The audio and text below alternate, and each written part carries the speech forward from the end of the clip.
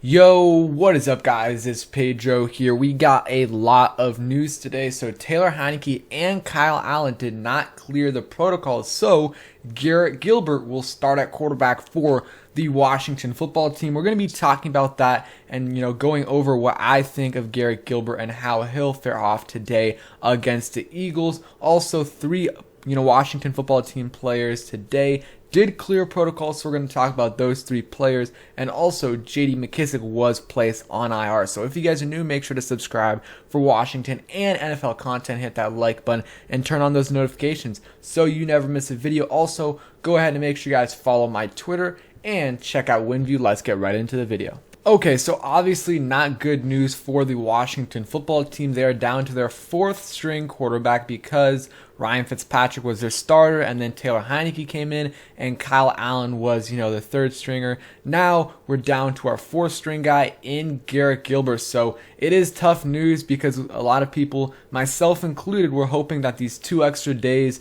that, the game got postponed by would help, us get some of our players back. But, especially Taylor Heinicke and Kyle Allen, and then it's just unlucky.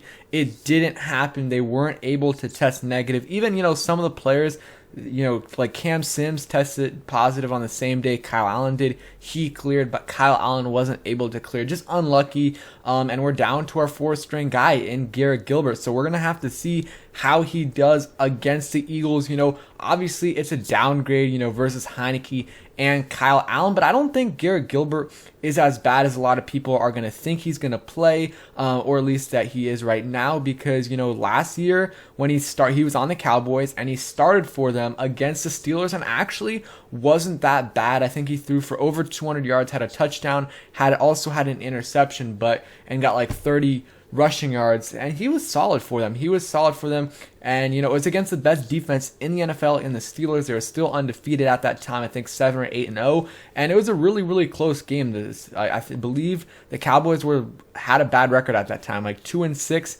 And it was like 19-24, and the Cowboys almost won that game. So Garrett Gilbert has starting experience in the NFL, so it's not like we're throwing out a guy that's never played in the NFL or has never started. He has, he's played in a big spotlight, playing for the Cowboys against the Steelers at like 4:30, America's Game of the Week. He has, played in some big moments in the past, and also, he played for Carolina. I think he might have gotten a start, or I know he did come in for Kyle Allen once, so at least he does know Washington system a little bit, because I know Scott Turner wasn't the offensive coordinator at that time, but it was North Turner, so their offenses are pretty similar. So Garrett Gilbert will know some of the plays, and the really benefit for Washington for the game being pushed back 2 days is Garrett Gilbert gets some familiarity with Washington's offense, gets to run some plays, gets to throw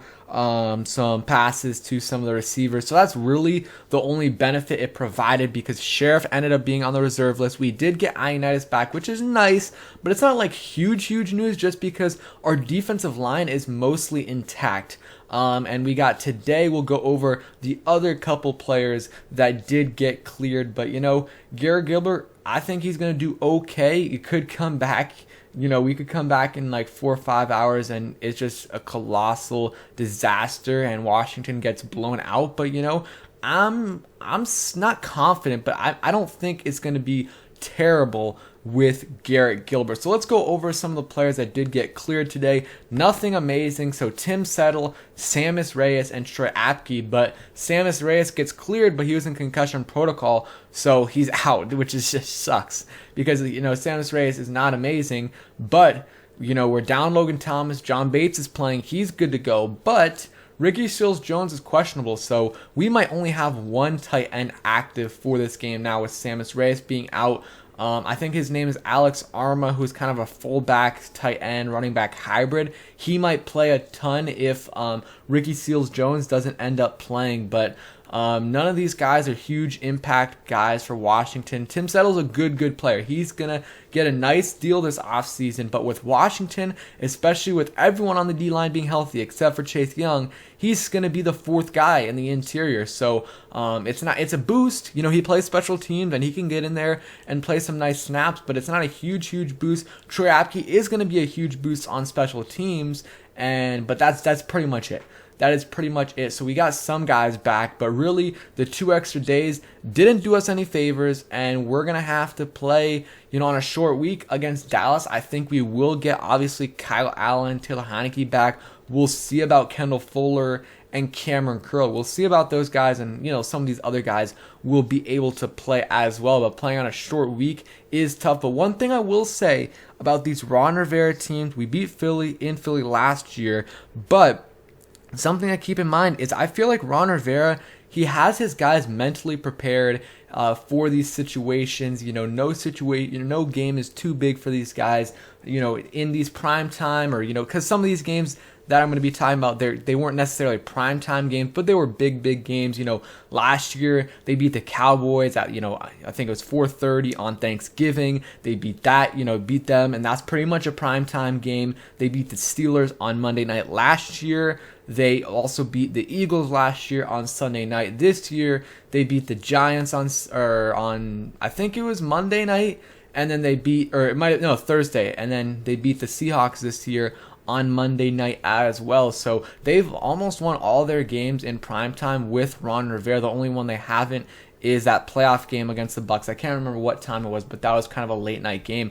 But it seems like when the spotlight is on Washington, Ron Rivera has these guys ready to ball out and, play up to their competition. So I think we will be ready for this game. But, all the guys we have missing might prove to be too much to overcome that and beat the Philadelphia Eagles. So Tim Settle, Sammis Reyes, and Troy Apke. But Sammis Reyes is out with a concussion, so that sucks. But Tim Settle and Troy Apke are back, and so is Inez. Those are the 3 guys that got cleared and will be able to play because of the delay. There are other guys that did get cleared, but they would have been fine for Sunday's game regardless. Some other news, these are all the moves that happened today, but J.D. Mckissic placed on the reserve list. Sucks. He's out for 3 games. Could be back for the last game of the season, but who knows? He probably won't be back. It sucks. It really does. He's one of he's our second or third, probably our third, best offensive weapon. He can just do it all, and it sucks he's out. Gibson's gonna have to pick up the load, and yeah, it sucks he had that concussion / neck injury. And these are the 4 guys that we're calling up. So Kyle Shermer, obviously, he will be backing up.